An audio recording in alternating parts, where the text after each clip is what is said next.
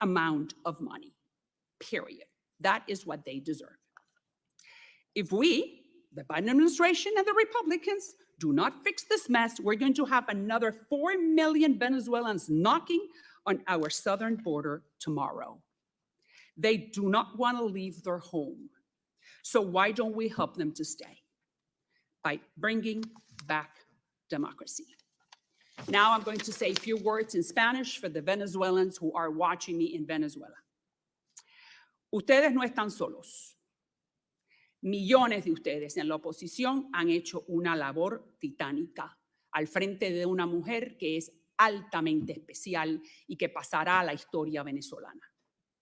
La dictadura de Maduro se sostiene por el miedo, por lo cual significa que no va a poder sostenerse para siempre. No tiene el apoyo de la gente, ahí lo demostró las elecciones. Caerá y caerá pronto. Sigan de pie, no desfallezcan. Nosotros estamos con ustedes. Now, the chair now recognizes the ranking member, the gentleman from Texas, Mr. Castro, for a statement he may have. Thank you. Thank you, gentlemen, for your testimony today on this very important issue in Latin America. And welcome to our witnesses from the State Department and USAID. Thank you so much for your work. This is a timely hearing on what I believe is one of the most pressing issues in Latin America, at least, the humanitarian and political crisis in Venezuela. First and foremost, let me be clear about the facts.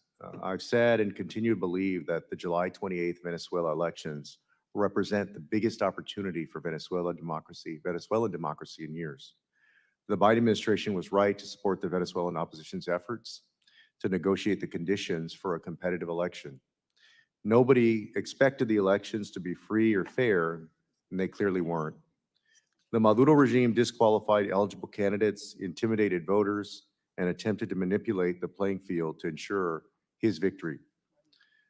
And also, let me be clear, on July 28th, the people of Venezuela, amidst intimidation, threats, and harassment, overwhelmingly voted for Edmundo Gonzalez to be their next president.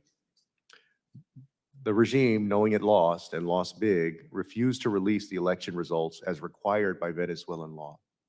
And so I know there's been some debate particularly in Venezuela and Latin America about who has the burden of proof to show they won the election there. It was required by Venezuelan law for the government to release those results, and they did not.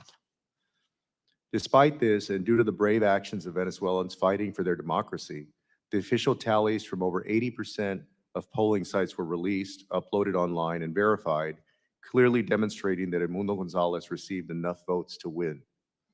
In a shocking display of authoritarianism, the regime-backed National Electoral Council of Venezuela announced that Nicolás Maduro won the elections without releasing any election results.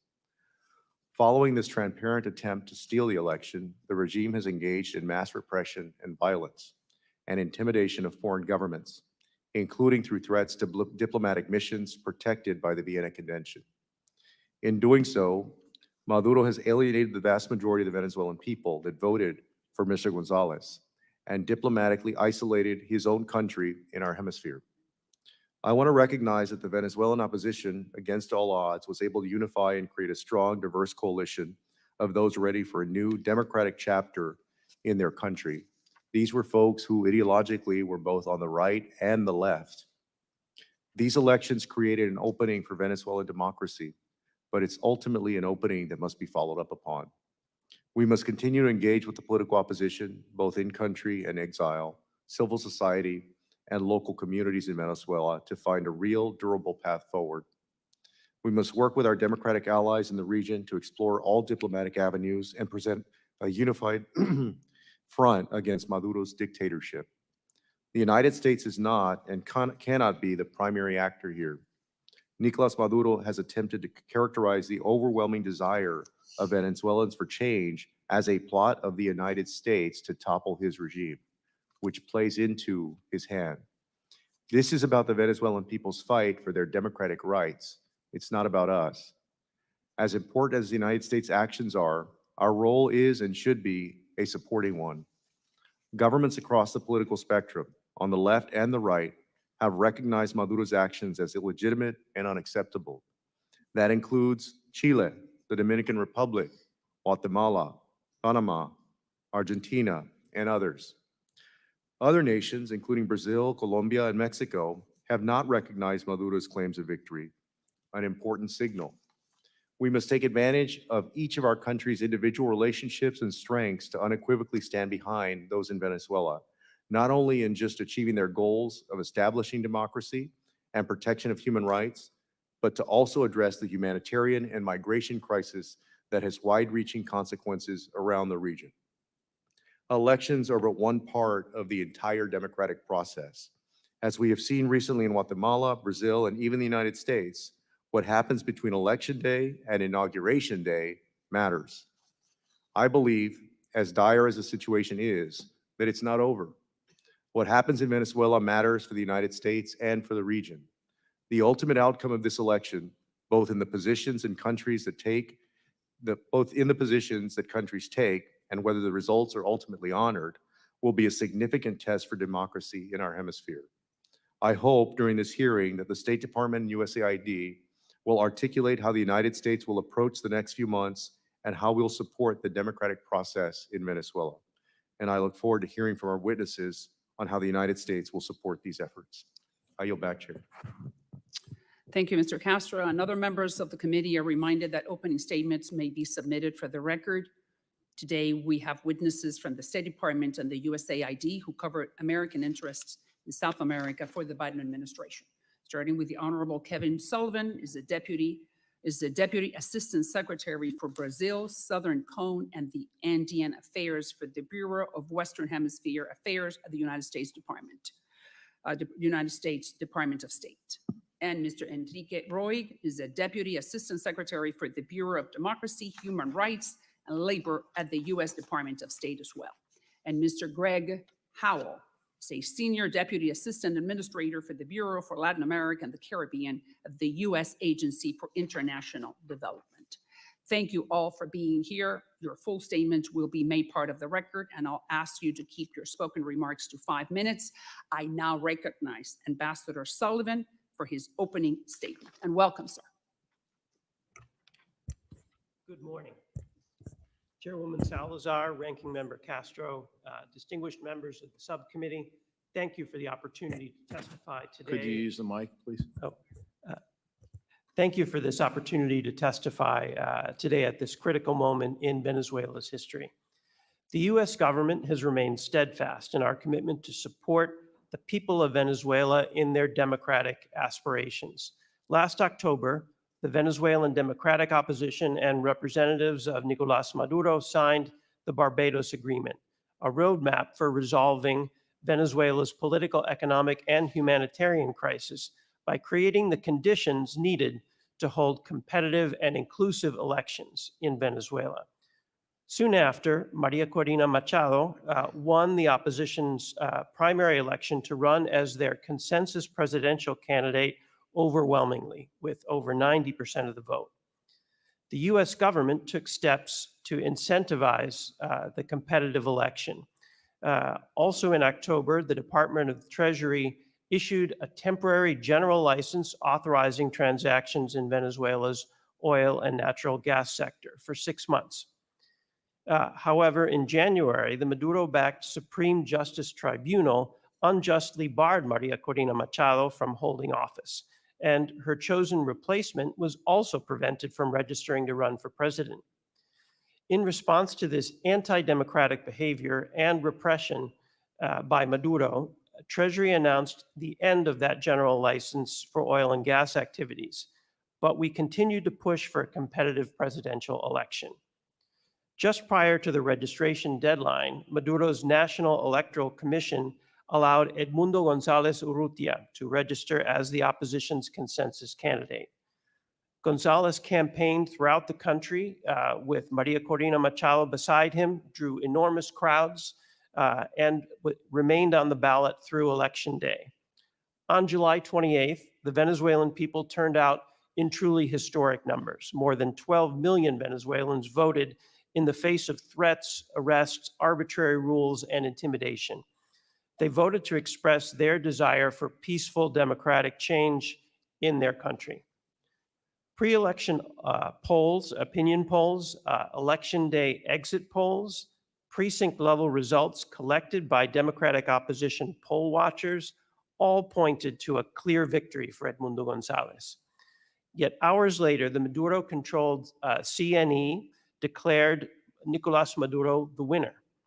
To this day, the CNE has not published the precinct-level results or presented any other evidence to substantiate its baseless claim of a Maduro victory. By contrast, shortly after the election, the Democratic opposition posted online official precinct-level tally sheets representing more than 80% of all polling places nationwide. These tally sheets, which have been corroborated by independent observers and electoral experts, show clearly that Edmundo Gonzalez won 67% of the vote to Maduro's 30%. The opposition's impressive effort to collect this polling station information is a testament to their organization and tenacity, and to the people of Venezuela, who at great risk came out to demand that their voices be heard. The Carter Center and the UN panel of experts, who had been invited by Maduro representatives to observe the election, each published independent assessments noting that the tally sheets collected and released by the opposition appeared genuine. While the CNE announcement of the election results claiming Maduro won lacked transparency and integrity and failed to meet even basic democratic standards. Maduro and his allies have continued to refuse to recognize the will of the Venezuelan people or to heed the repeated calls from the international community to release detailed election results, and have instead launched widespread repression in an effort to cling to power. My colleague from DRL can provide additional details about that. Winning candidate Edmundo González Urrutia is now in Spain because Maduro representatives issued a warrant for his arrest on baseless, politically motivated charges. The United States and international partners have clearly signaled to Maduro and his representatives that their actions and fraudulent claims to have won the elections are unacceptable. Few governments have recognized Maduro's shameless attempt to claim victory. On September 12th, the Departments of Treasury and State announced sanctions and visa restrictions on Maduro-aligned officials for their role in election manipulation and the repressive aftermath of the elections. We're working with our partners in the international community to coordinate additional efforts to hold Maduro and his representatives accountable. Democratic governments in the region and beyond are unified in pressing Maduro for transparency and an end to the repression with strong U.S. leadership and support. The Organization of American States, for example, adopted a U.S.-led resolution by consensus. More than 50 countries supported Panama's statement of concern in New York outside the UN Security Council last week. With the UN General Assembly approaching, we are leading additional lines of diplomatic effort with our partners to continue applying pressure. Distinguished members of the committee, if we had said 2 years ago that Venezuela would hold competitive elections resulting in a clear victory by a consensus candidate representing democratic change, few would have believed it. But that's where we are today. Thanks to the Venezuelan people's bravery and resilience, the organizational capacity and resourcefulness of Venezuela's democratic opposition, and many other partners in the international community. A sizable majority of Venezuelans chose Edmundo González Urrutia and peaceful democratic change, not 6 more years of Nicolás Maduro. And the world sees that more clearly than ever after the July 28th election. The United States will continue to advocate for Venezuelan-led discussions that lead to respect for the will of the Venezuelan people, peaceful resolution of this crisis, a return to democratic norms, and an end to the repression and violence. The people of Venezuela deserve nothing less. Thank you. To you, Ambassador. Thank you, Ambassador Sullivan. I now recognize Mr. Roig for his opening statement. Thank you, sir, and welcome. Chairwoman Salazar, Ranking Member Castro, and distinguished members of the subcommittee, thank you for the opportunity to testify before you today about the ongoing human rights violations in Venezuela following the July 28th presidential election. The post-election repression in Venezuela has been both severe and unprecedented in the country's history. Nicolas Maduro's regime has resorted to a campaign of violence and intimidation aimed at suppressing the democratic opposition and the Venezuelan people. As of September 9th, there have been 24 deaths and over 2,000 detentions, including 84 minors, linked directly to the regime's crackdown on those contesting the National Electoral Commission's election results. The daily average number of detained or disappeared is nearly 10 times higher than the pre-election average. Security forces routinely stop citizens to review their WhatsApp messaging chats for potential organizing involvement and deployed an app for Maduro sympathizers to report suspected efforts to assemble. The anti-NGO law passed by Maduro's National Assembly in August, along with revival of the law against fascism, highlight Maduro's intentions to undermine civil society. These laws are designed to make it nearly impossible for NGOs and opposition organizations to operate in Venezuela, limiting their ability to provide services, organize, or campaign freely. The case of CNE Rector Juan Carlos Del Pino is particularly concerning. As one of two opposition-aligned CNE members, Del Pino exposed election irregularities, stating the CNE had no evidence Maduro won. He has since gone into hiding, fearing retribution. Edmundo González Urrutia, who won the most votes on July 28th, faces an arrest warrant without legitimate charges and has sought refuge in Spain due to credible threats to his and his family's safety. The Department of State, including the Bureau of Democracy, Human Rights, and Labor, remains deeply committed to supporting the Venezuelan opposition, human rights defenders, and civil society. We are engaged in direct communication with opposition leaders, including Edmundo González and María Corina Machado. Secretary Blinken spoke with both leaders shortly after the election to express U.S. concerns for their safety and support for their democratic cause, and continues to do so. We have also supported Venezuelan defenders of democracy through multilateral diplomacy. The Organization of American States passed a U.S.-sponsored resolution that calls for transparency, impartial review of the election results, and the protection of election integrity.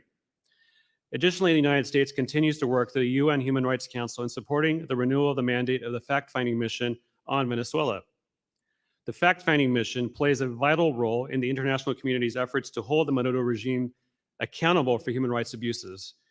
The United States also joined the European Union and 28 other governments in a Human Rights Council joint statement on Venezuela, demanding an end to repression and the release of detained opposition figures. It is also worth noting that on September 12th, the United States, along with 50 other countries, joined Panama's foreign minister outside the UN Security Council to call on Venezuelans to begin constructive and inclusive discussions to restore democratic norms. Despite these actions, the operating environment in Venezuela remains dire. NGOs and opposition figures struggle amidst violence, legal harassment, and censorship.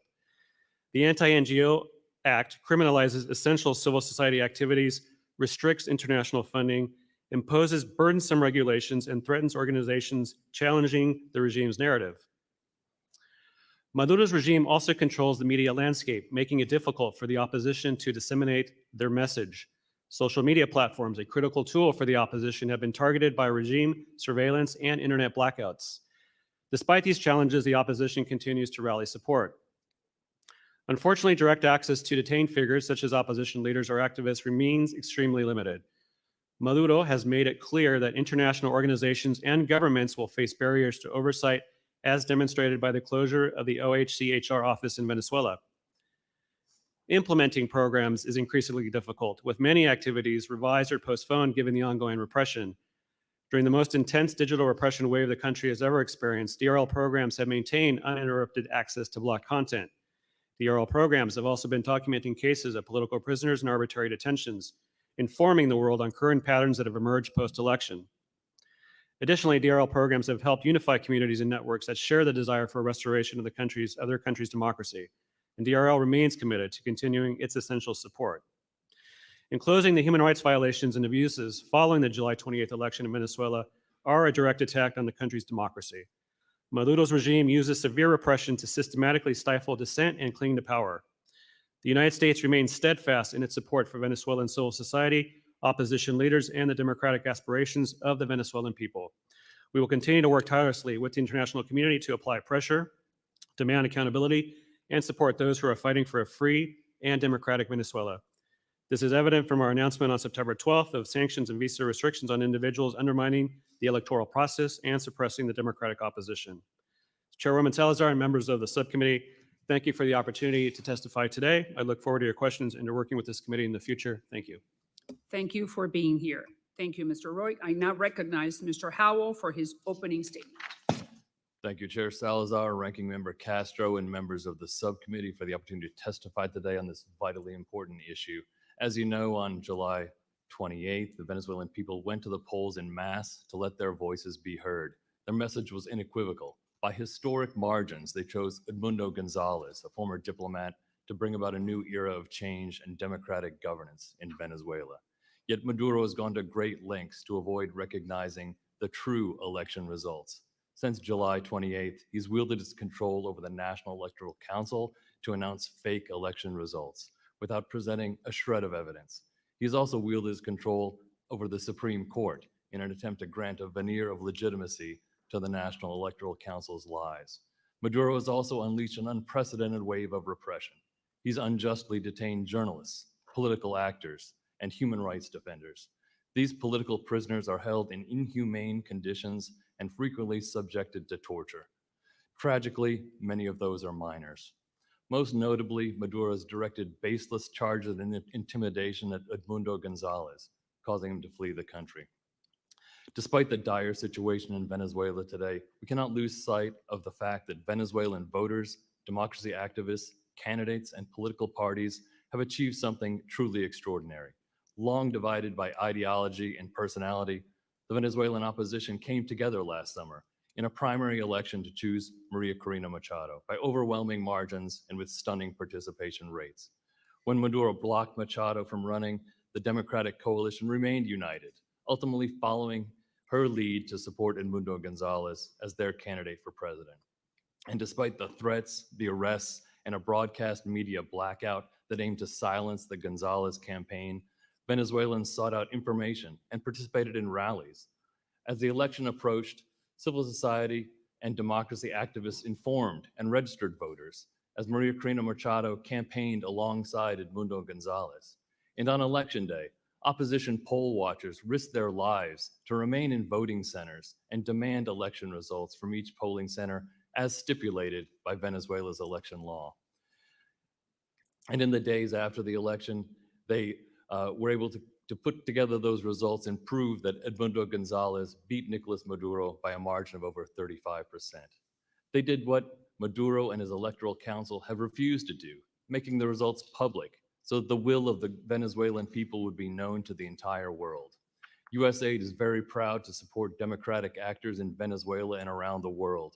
We work to support their ability to organize internally, broaden their democratic coalition, exercise their freedoms of expression and peaceful assembly, and defend democratic principles. Our programs also enhance the Venezuelan people's access to uncensored information by supporting independent media reporting. At this critical time, our programs are focused on strengthening civil society and human rights organizations' capacities to report effectively on the dire human rights situation in the country and carry out oversight of the activities of Maduro and his representatives. In the days after the election, we've seen countries around the world rally for the cause of Venezuela and a democracy there.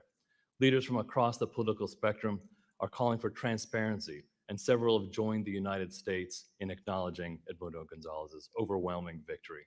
Shamefully, Maduro has ignored the international community's call for transparency.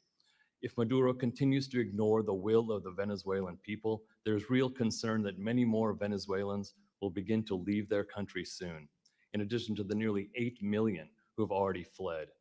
As the Venezuelan people continue to fight for democracy, it's crucial that we continue building international support for a democratic transition in Venezuela. We must ensure that the international community does not turn away from the Venezuelan people who have risked so much to make their voices heard and their votes counted. Thank you very much.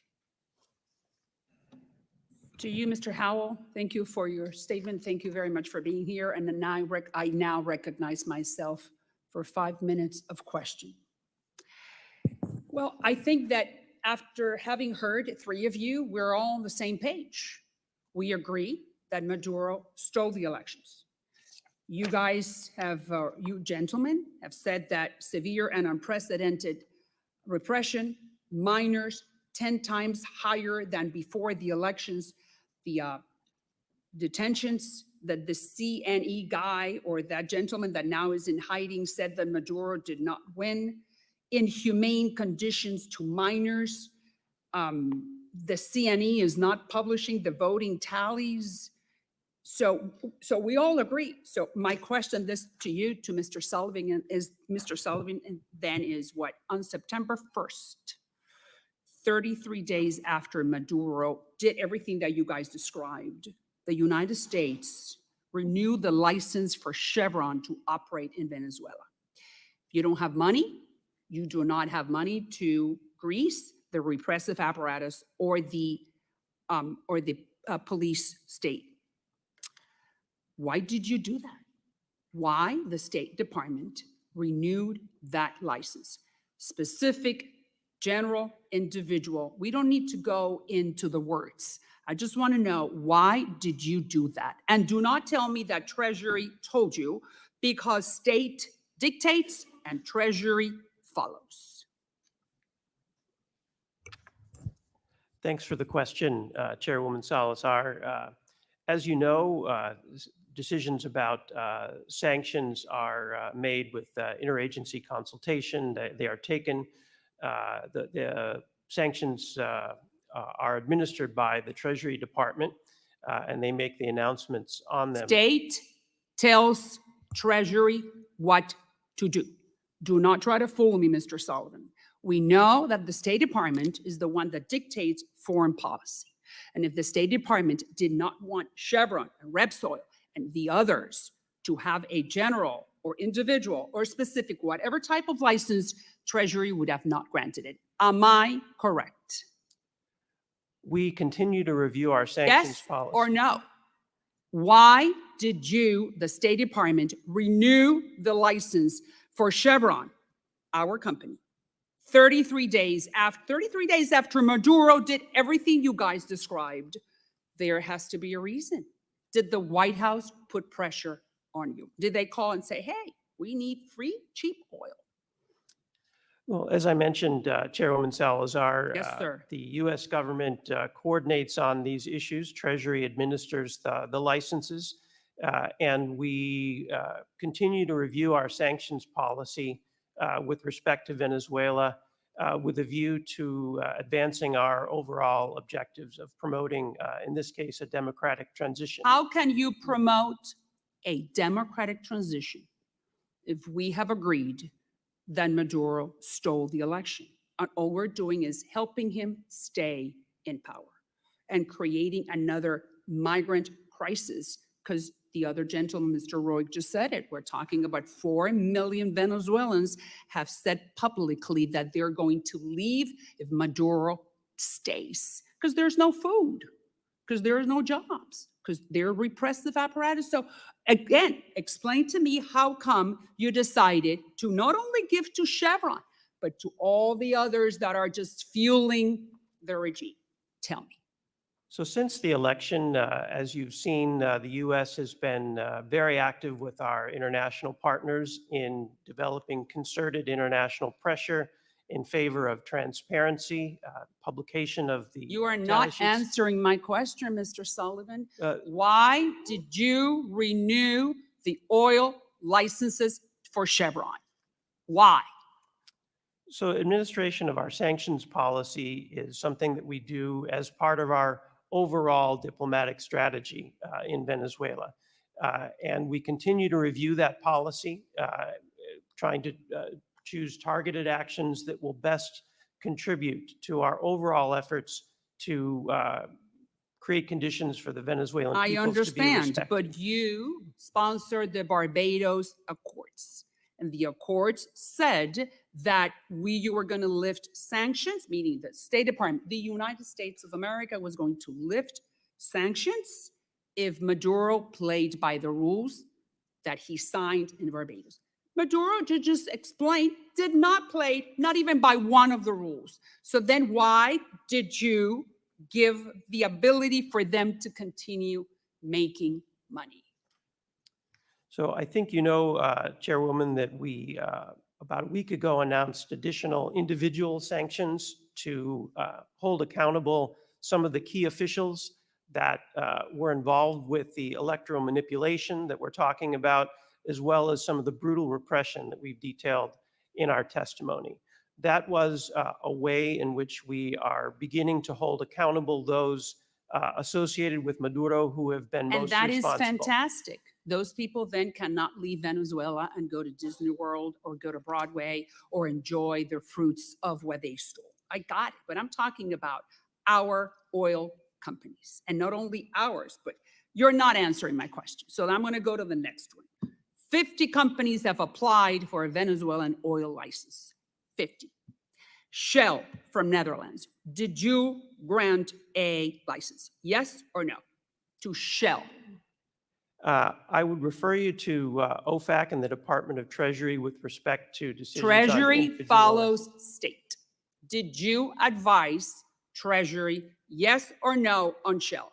I'm And going to make it easy for you. Shell, ONGC Videsh from India, Amos Global from the United States, Kirui Petroleum from Chinese. Because the thing is that the international community, since they don't want to have a problem with the United States, they come to the United States government and says, hey, could I do business with Venezuela? You will not be upset if I do, right? So that's why we have to grant licenses to other people who are not Americans. So I'm asking again, Chevron and the rest, 50 companies, how many licenses have you granted? And the only reason why I'm doing this is because if you grant a license, Maduro has money and he can beat Maria Corina's supporters on the streets and rape the people in jail. You understand that, right? Money means repression. No money means less repression. Am I right? What am I saying? Where am I wrong? Where do you think I'm wrong?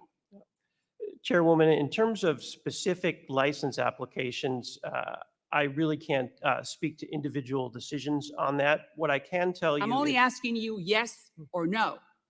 What I can tell you is that, first of all, we do consider the revenue that is generated for Maduro as we consider these decisions.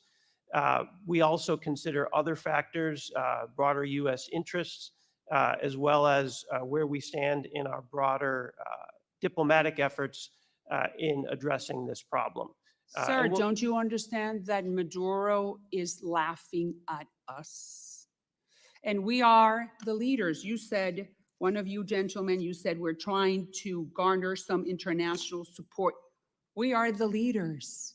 The United States is not at the head.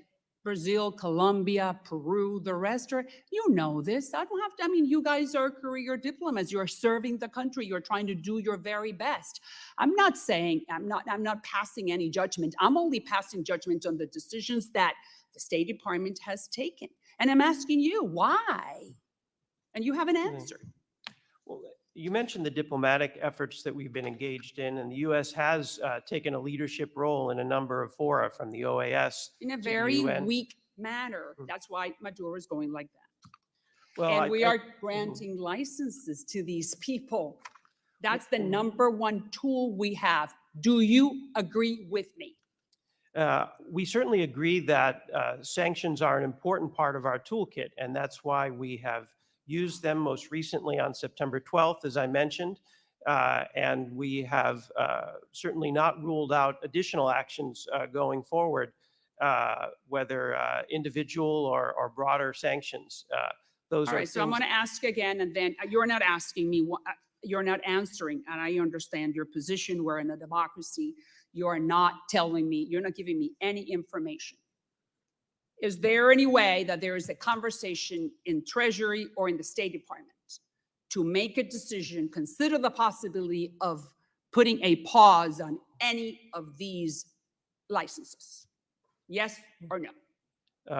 Yes, in the sense that we Good. are always assessing how we can best utilize our sanctions. Do you think that there is a movement within the State Department, starting with Secretary Blinken, to put a pause on any of these licenses and send the message to Maduro, no, my money is, it's no more money is coming in?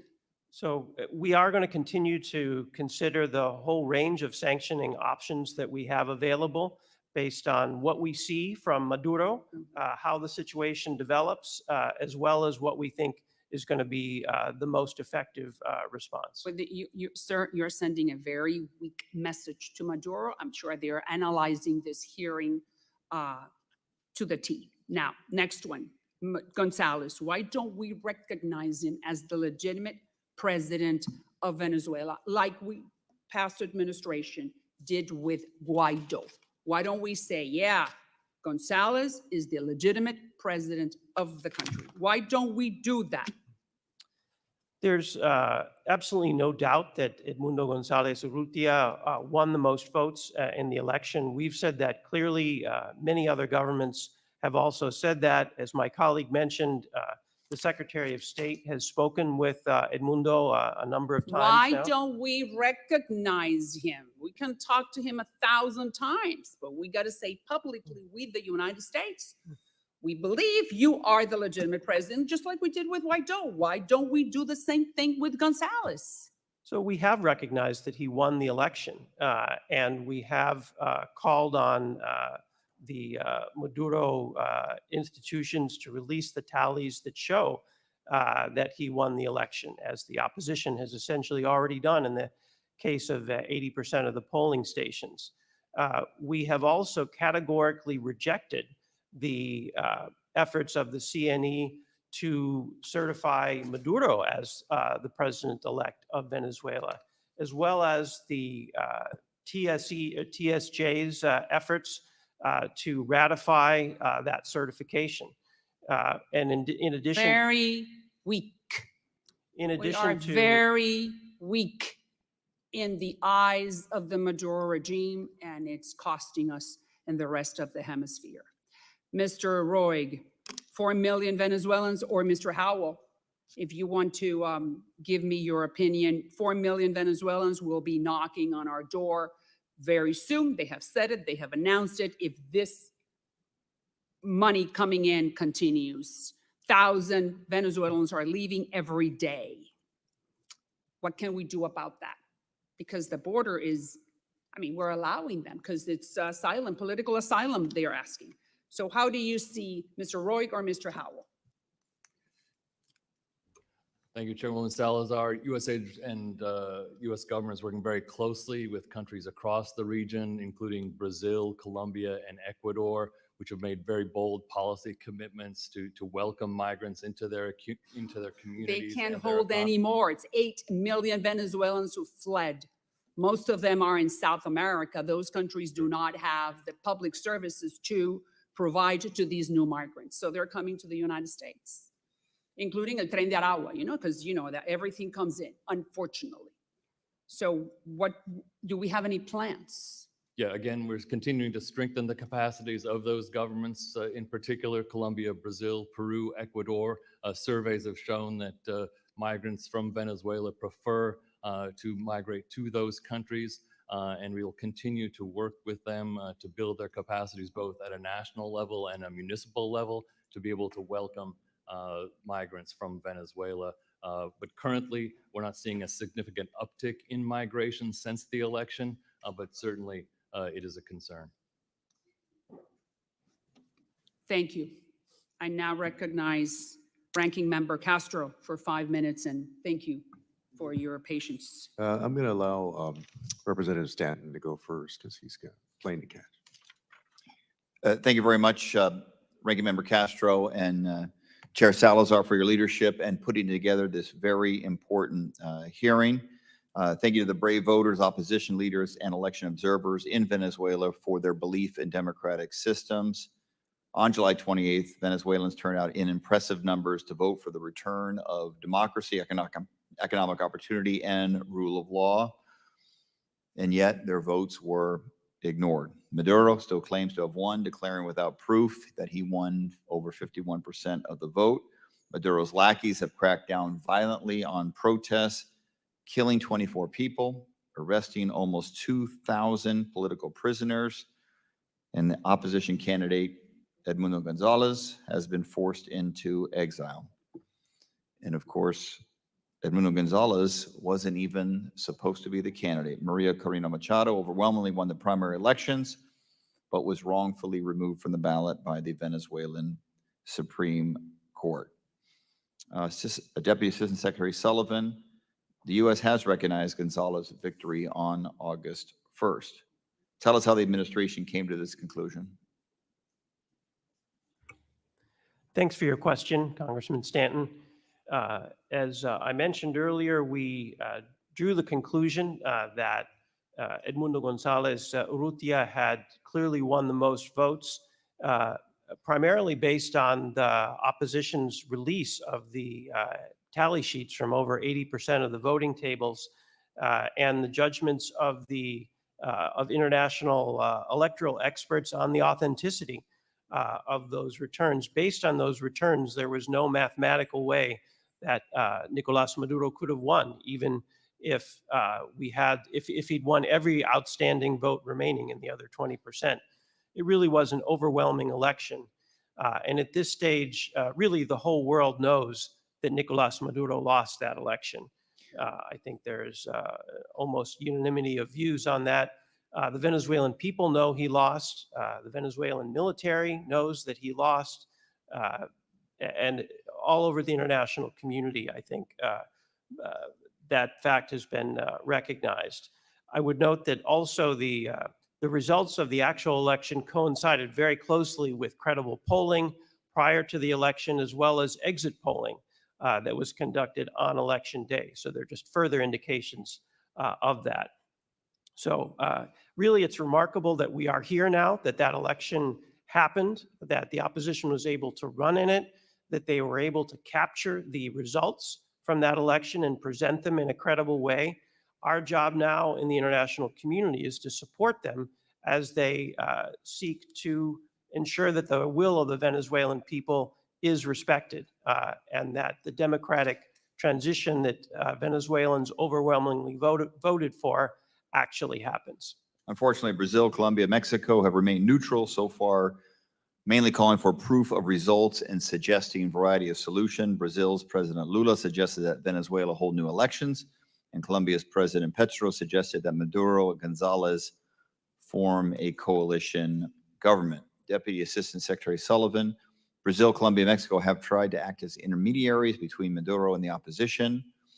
Have there been any success in that regard? How do you anticipate that President-elect Claudia Sheinbaum inauguration will change Mexico's focus on Venezuela? She, of course, will be inaugurated October 1st. Are there other countries better positioned to act as intermediaries? Thanks for the question, Congressman. We have really been quite happy with the role that Brazil, Colombia, and Mexico have been willing to play. In many cases, those leaders have had long relationships with Maduro and his associates, but nonetheless, they have recognized that the way that Maduro conducted the election and withheld the election results really is just not democratic and not credible.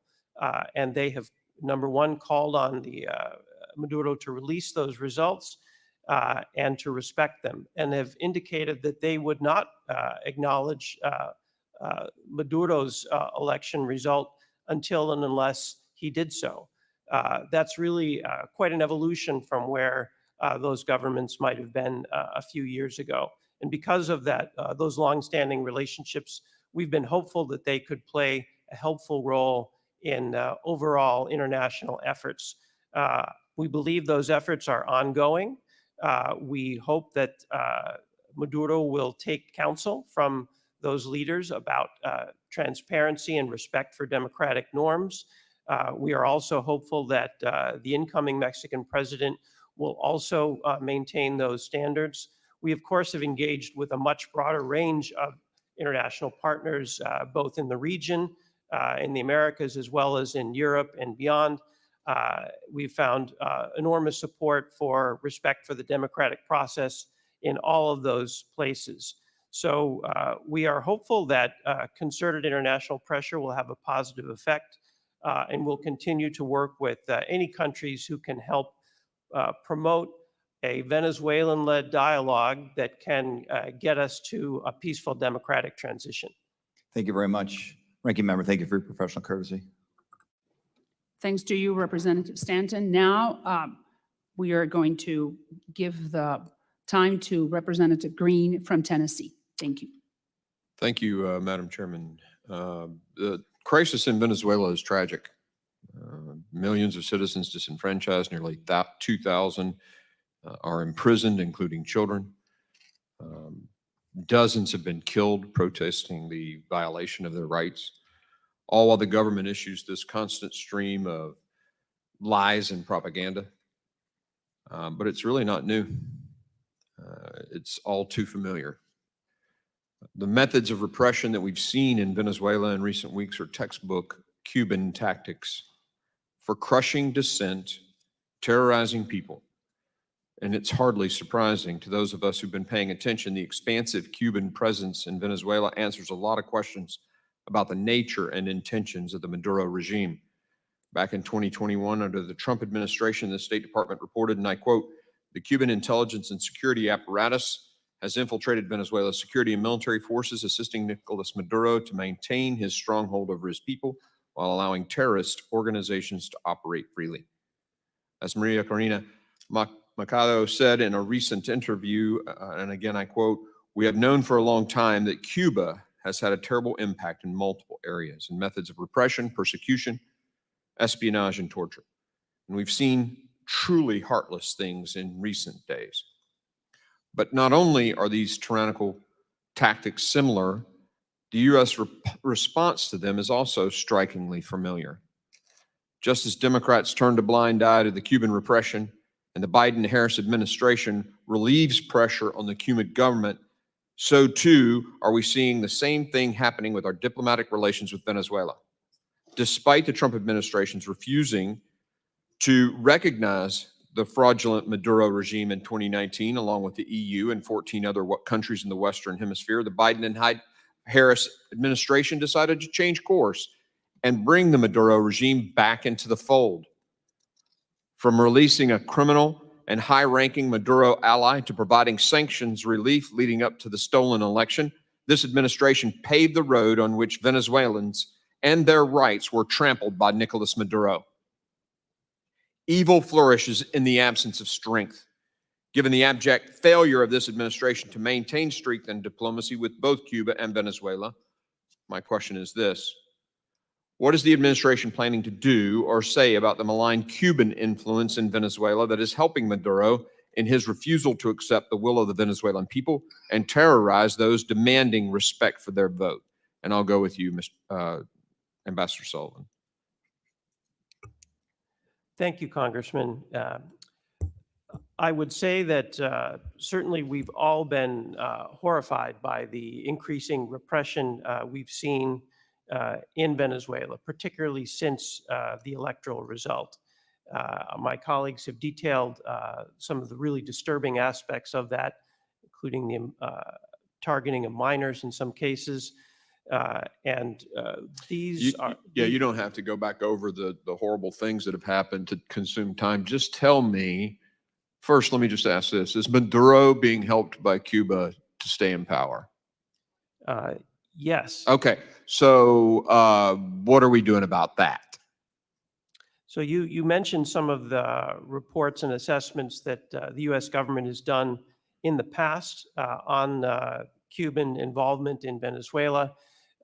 We have not seen recent specific information on that in terms of their involvement in recent days, but it's something we're continuing to monitor and can address when we have a clear case. You're avoiding the question or the answer to the question. I mean, you're doing more research. Got it. You're digging more in to figure out their degree of involvement. I'll be happy. What are we doing to stop it? I'll be happy to take your question back, and we'll provide you with additional information. Okay. How has, again, to you, and I think your title it's Deputy Secretary, right? Deputy Assistant Secretary. Yes, Deputy Assistant Secretary. My apologies for that. How has the Maduro regime's, crackdown and corruption and all this pushed immigration into the United States? Well, Maduro's misrule over the last several years has resulted in the outflow of over 7 million Venezuelans. Some of them have left because of direct political repression, others because of the economic failures of Maduro. In any case, they're all really related to the way Maduro has run Venezuela over the last several years. We've seen over the last couple of years in particular, a heightened outflow. My colleague, Greg Howell, talked about some of the efforts we've undertaken with others in the region to help the whole region cope with the impact of those outflows. Do you know how many people have come across from Venezuela, flown from Venezuela to the United States as part of this program that the DHS Secretary has put together to just bring people from rogue regimes into the United States? Can you get me that number if you don't have that number? I can take your question back about the number of Venezuelans who participated in what I think you're referring to the increased lawful pathways that. Well, it wasn't lawful. Even the administration admitted that that new program violated laws. So the flights that I'm talking about into the interior of the United States from Venezuela, I'd like the number from what state thinks it is. And if you can get that to me in writing later. Okay, we'll take that question back. Thanks. I yield. Thank you, Representative Green. Now I recognize Ranking Member Castro from Texas. Thank you, Chairwoman. A few things first. I don't envy your work. We participated also determining when sanctions are appropriate and how narrow or how broad those sanctions should be, which individuals to sanction or which sectors to sanction. It really is walking a tightrope. I've supported Venezuelan sanctions in the past and am willing to look at more sanctions. But I think we also have to recognize that how you set those sanctions, you've got to set them in a way that puts enough pressure on a government to do the right thing, in this case, to hold free and fair elections and recognize a legitimate election result. And at the same time, doesn't devastate an economy so much that it affects people well beyond those in the elite of government, and it forces mass migration. Look, I agree with the chairwoman that I think there are a lot of Venezuelans who have said and who will leave if Maduro is there for another 2, 3 years, 4 years, whatever it may be. But there will also be a lot of people who will leave if there are sanctions that are put on so harshly that you essentially starve the country and people have no choice but to go. Also, on the situation with recognizing Mundo Gonzalez, it's a double-edged sword because I believe that he won the election. I've said that clearly. At the same time, the imprimatur of the United States carries with it a lot of positives and a lot of strengths, but we've seen historically how it also can play into the hands of dictators because we become their foil to curry favor with what is for them the home team, in this case Venezuelans, and the United States is that big evil empire who is trying to harm us as a country. And so they have successfully, some of them, played this insider-outsider game where these outside folks are trying to tell us who's going to be president and how our country is going to run. So that's why I say it's a tough mix of how you do that. And thank you all for your work and for doing it diligently and thoughtfully.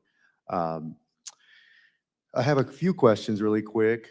The first one, since July 28th, a key priority of the United States and many of the other countries in the region has been to push the Maduro regime to enter into negotiations with the opposition regarding a democratic transition in line with the results of the election. The Maduro regime has broken ties with a number of countries that recognize Edmundo Gonzalez's victory and has diplomatically isolated itself. This has left few avenues to engage with the regime to push it to enter into those negotiations. One such avenue was the Brazil, Colombia, Mexico efforts by Presidents Lula, Petro, and AMLO. Another early channel seemed to be Qatar. Both seem to be dormant at the moment. So I wanted to ask you, Mr. Sullivan, how do you assess the outcomes from these channels? And are there any partners still actively engaging with the regime to push them to enter into negotiation? Thank you, Ranking Member Castro. Yes, there are international partners that remain actively engaged with Maduro. As you pointed out, it has been very difficult. Maduro and his representatives have really been focused much more on repression and denial since the election. And that's hard for anyone to deal with, whether it's the United States or Brazil. But we have remained in contact with the countries you mentioned, Brazil, Colombia, Mexico, Qatar as well, and of course, many of our other partners around the Americas and Europe. There are really a number of countries that are prepared to be helpful, each one coming from where they are with the relationships that they have. I should point out the United States also remains very open to engagement to try and promote the kind of negotiated, peaceful, democratic transition that Venezuelans clearly want. But it does take two to tango. Unfortunately, I think none of our partners has perceived real openness or any flexibility so far from Maduro. But I would go back to your opening statement, Ranking Member Castro, and when you talked about this being the biggest opportunity that we've had for a long time in Venezuela. We continue to believe that's the case. And we also would agree with the idea that there's a lot that can happen between an election and an inauguration. That's certainly the way we're looking at the situation now. No, well, thank you for that. And also in the last couple of days, news reports and assertions by the Maduro regime alleged that the Spanish government had an active role in Edmundo Gonzalez signing a document recognizing Maduro's electoral victory. Edmundo Gonzalez says he was forced to sign it, has denied the Spanish government was complicit, and the Spanish government also denies any involvement. And so I wanted to ask you, what's your assessment of the situation, and were there external factors coercing Edmundo Gonzalez to sign that document? Ranking Member Castro, I think Edmundo Gonzalez Urrutia himself has been very clear about what happened. He was coerced by Maduro and some of his representatives into leaving the country after he had been falsely accused of a number of serious crimes, and arrest warrants had been issued for him. That is really the essence of the situation. The Spanish government facilitated his departure to Spain, where fortunately he's safe and out of the reach of Maduro. I would refer you to some of the Spanish government's own statements about what role they played. They helped him find safe haven, essentially. But in terms of coercion and manipulation, I think that there we're talking about Maduro and his representatives. And by the Spanish government is more on the left, right? Yes, that's true. But I think the Spanish government, along with really the rest of the European Union, has consistently advocated for transparency in this election, respect for democratic norms. The European Union has put out a number of very strong statements, including some involving all 27 members. And I understand that the government of Spain fully shares those sentiments.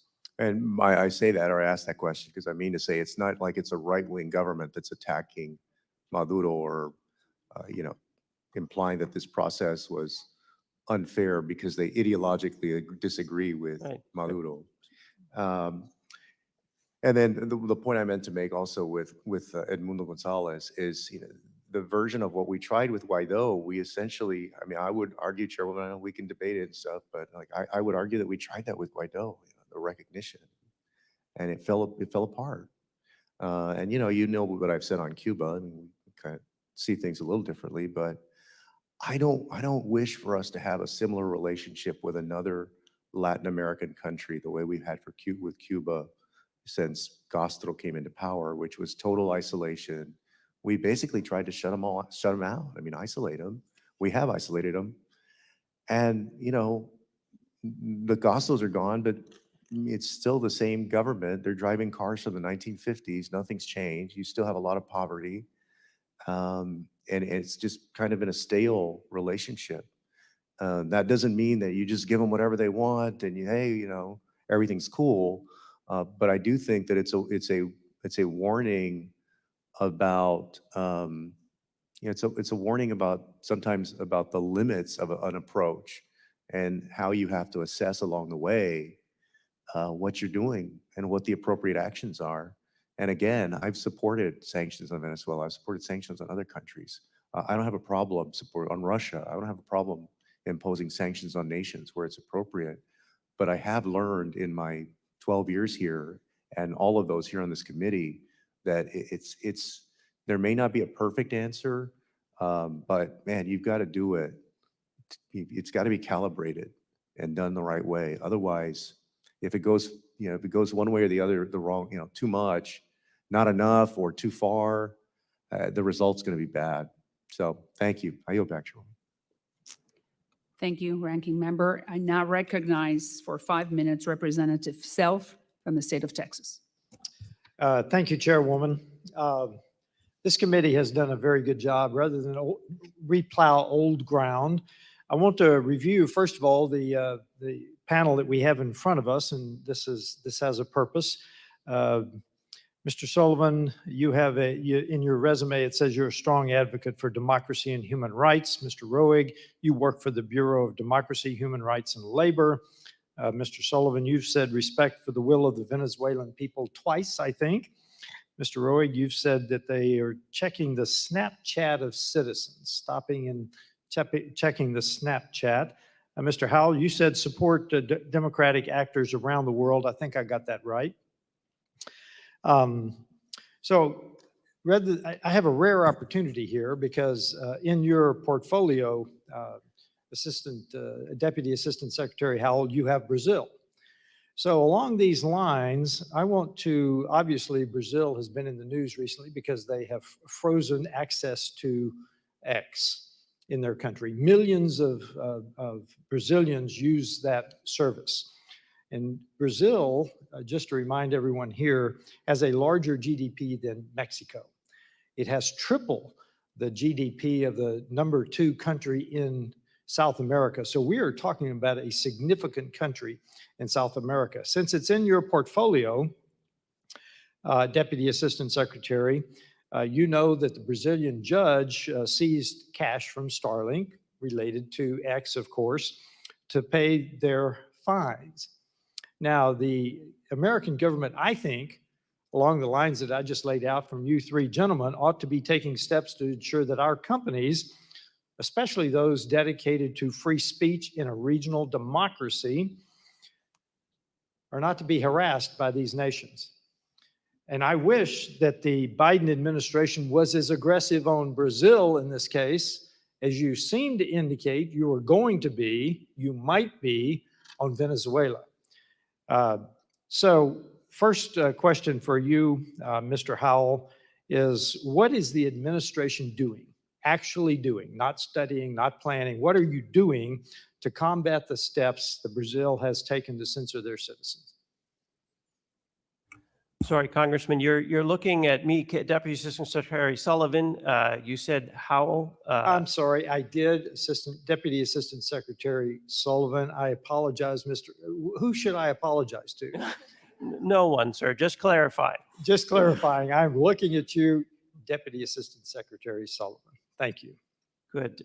Well, I'll be happy to address your question. And I know my colleague, Roig, has also been tracking the Brazil X issue quite carefully from a freedom of expression perspective. But I'll just say that we, of course, have been paying close attention to the situation. No, I ask, what are you doing? So we have been in touch with the company, and we have also expressed publicly our ongoing commitment to freedom of expression issues broadly. We have not commented on the specific legal matters because that's not something that we typically do in a case Okay. like Brazil. Okay, very good. The Department of State gives $160 million a year to something called SEPS. For those of you not familiar with it, it's a consortium for elections and political process strengthening, SEPS. Now, apparently, they got $20 million from the Department of State specifically for Brazil-related work in 2021, which is prior to the last presidential election in Brazil. I want to know specifically what was the purpose of those funds, because just for information again, SEPS includes such sub-organizations as Countering Disinformation Project, Countering Disinformation Guide, a database of informational interventions. And here we have this country, SEPS with State Department money, with these organizations. What did they use those $20 million for specifically in Brazil? Congressman, in this case, I would invite either of my colleagues to indicate whether they're aware of the SEPS grant. We do similar grants sometimes through DRL and sometimes through USAID. I'm about to run out of time, so I'm going to submit that for response in We'll be happy writing. to get back to you on that. And if I may, Chairwoman, one more point. I will also be asking you about the two warships that Brazil's president gave material support to recently, and the Macron is the one I'm most concerned about. It has been renovated into a sea base to include the possibility of Iranian special forces deploying around the world, in this case, in Brazil. Very concerned about that. I'll be submitting that question for a response as well. Madam Chair, I yield back. Thank you, Representative Self. Now I recognize for 5 minutes Representative Kamlager-Dove from the state of California. Thank you, Madam Chair. Thank you for hosting this hearing, and I hope that we can have one similar to this on the issue of Haiti, given the turmoil that's going on in that country and the fact that Haitians are under siege here and abroad. The elections in Venezuela were one of the most impressive exercises of democratic participation that I have seen since joining this committee. In the face of incredible repression and intimidation, the people of Venezuela came out in full force to deliver a resounding verdict against Maduro's authoritarianism. And I want to point out that after 6 years of political stagnation and a worsening humanitarian crisis in Venezuela, it was diplomacy that created an opportunity for Venezuelans to make their voices heard and have agency in their country's future. I also want to say it was diplomacy that brought home 10 Americans, including one of my constituents. And talking points are just that until it's somebody's child. And I prayed regularly with my constituent's father to have him come home. So if there's going to be an alternative outcome for Venezuela, it is going to have to include intensive diplomacy in concert with our regional partners. Deputy Assistant Secretary Sullivan, there's been a lot of discussion about sticks. What are the carrots that are on the table? And is the United States prepared to consider sanctions, relief, or lifting of indictments or other forms of support for officials who have exercised courage and have respected the outcome of Venezuela's elections? Thanks very much for your question, Congresswoman. I really appreciate your highlighting the important role that diplomacy played in helping us get to competitive elections in Venezuela, as well as releasing wrongfully detained Americans last year.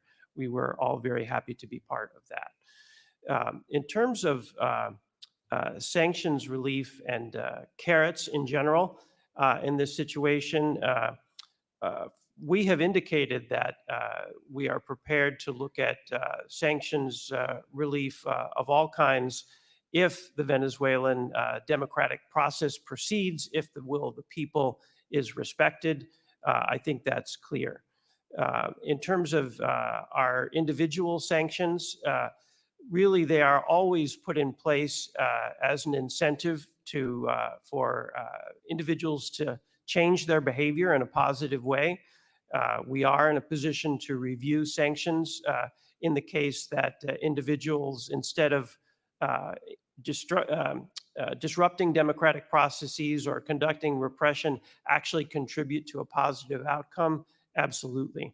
I would also highlight that in terms of carrots, really what all of us are looking for is a peaceful democratic transition, and as Edmundo Gonzalez, the winner of the presidential election, has said, national reconciliation. I think he has talked, along with Maria Corina Machado, about building a Venezuela for all Venezuelans, that all Venezuelans where they can feel comfortable, where they can go on with their lives, and where people can leave behind the terrible crisis and strife that have gripped the country for years now.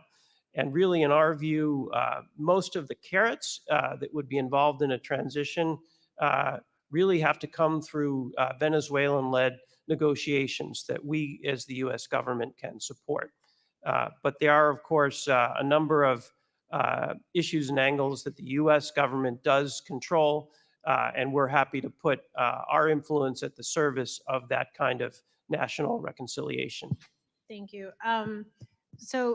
Das Roig, I think the fact that Brazil has allowed Argentina to operate under its flag is a really big deal.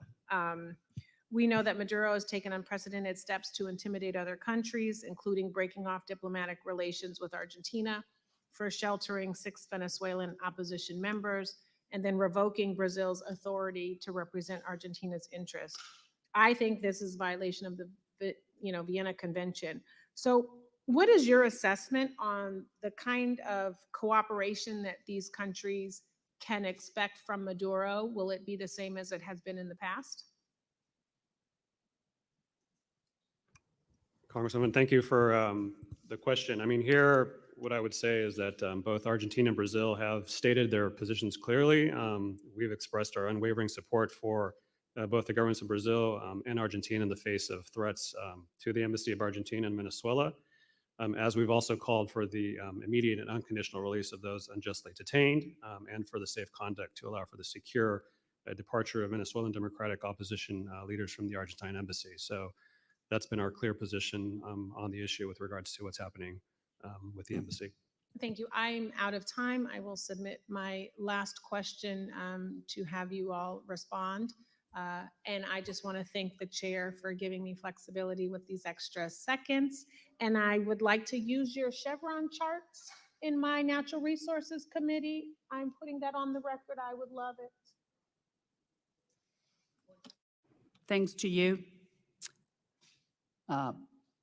Representative from California. And now I recognize Mr. Castro for any closing remarks he may have.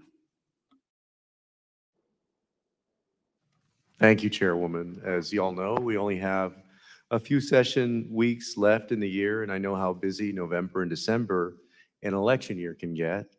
And so I don't know if the subcommittee will hold more hearings during that period. I certainly hope we do, but in the case that we don't, I want to take this opportunity to thank the Chairwoman for her leadership and the members of the subcommittee for their work, particularly Greg Stanton, Cindy Kamlager-Dove, and Jared Moskowitz. I also want to thank the committee staff for their work in keeping the work of this subcommittee going. As you all know, anybody that's worked on Capitol Hill knows that the staff they're the real drivers of a lot of the work that we do.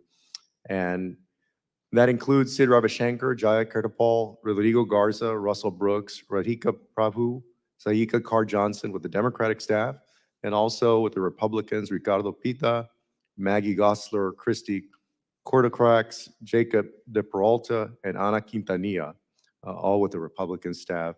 Also on the Chairwoman's staff, John Mark Kolb and Austin Johnson. And thank you all so much for your work and the issues that we've discussed, the debate. You can tell the debate has been lively these 2 years, but I think it's been important that we've covered these issues. So thank you. I yield back, Chairwoman. Thanks to you, and I agree with the whole staff for this wonderful committee.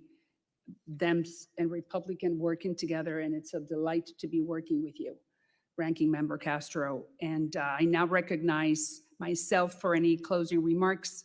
I wanted to thank all of you for being here. As I said at the beginning, this is not a partisan issue. This is an issue that is of high regard and extremely important for Democrats and for Republicans, because we all want democracy, freedom, free market economy, and have a prosperous hemisphere.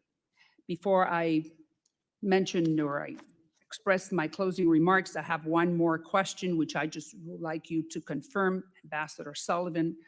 We have reports that between October 2023 and May of 2024, Maduro's coffers received between $1.1 and $1.5 billion because of the sanctions allowed by the United States government. Could you confirm that figure? Chairwoman, thanks for the question. We can't confirm a particular figure. There have been a variety of estimates of the revenues that Maduro has received. There are some commercially available, but I can't confirm any particular number today. Could But it you is- share the numbers that you feel comfortable with? Because you need to, I mean, I'm sure that you have tallies of how much the Maduro regime is receiving because of our concessions. I'll take that question back. So if you can, next week, we would like to see if we can gather that information from the State Department, if that it's possible. Sure, we'll get back to you. My closing remarks are extremely sad. I'm very worried. The Biden administration has not done what it committed to, which was to follow the Barbados Accords. If Maduro followed what was agreed on and committed to, which was to respect the results of free and fair elections in Venezuela on July 28th. It was very clear that we were going to lift the sanctions, but if he did not, then the sanctions were going to be reimposed. And that did not happen. And that is highly disappointing, very disappointing. The Democrats, unfortunately, and you know I'm one of the most bipartisan members of the United States Congress, the Biden-Harris administration have not been present, and they have not helped millions of Venezuelans who voted against the Maduro regime. And there was an agreement, the Barbados Accords, and we, the United States, we did not follow it. And that is highly disappointing, because I would have wanted the Biden-Harris administration to step up to the plate and help Maria Corina Machado. I would have been the first one saying, bravo, Mr. President, but he did not. So if Maria Corina Machado goes to jail, it's clearly on the Biden administration. And I want to leave that on the record, because Edmundo Gonzalez left. She is the last man standing. Do you agree with me? Congresswoman, Chairwoman, we have great respect for the incredible bravery and work of Maria Corina Machado. We are very closely tracking her welfare and will continue to do so as this situation unfolds. We remain in close contact with her. Thank you. I thank the witnesses for their valuable testimony and the members for their questions. The members of the subcommittee may have some additional questions for the witnesses, and we will ask you to respond to those questions in writing. Pursuant to committee rules, all members may have 5 days to submit statements, questions, and extraneous materials for the record, subject to the length limitations. Without objection, the committee stands adjourned, and thanks again for being here.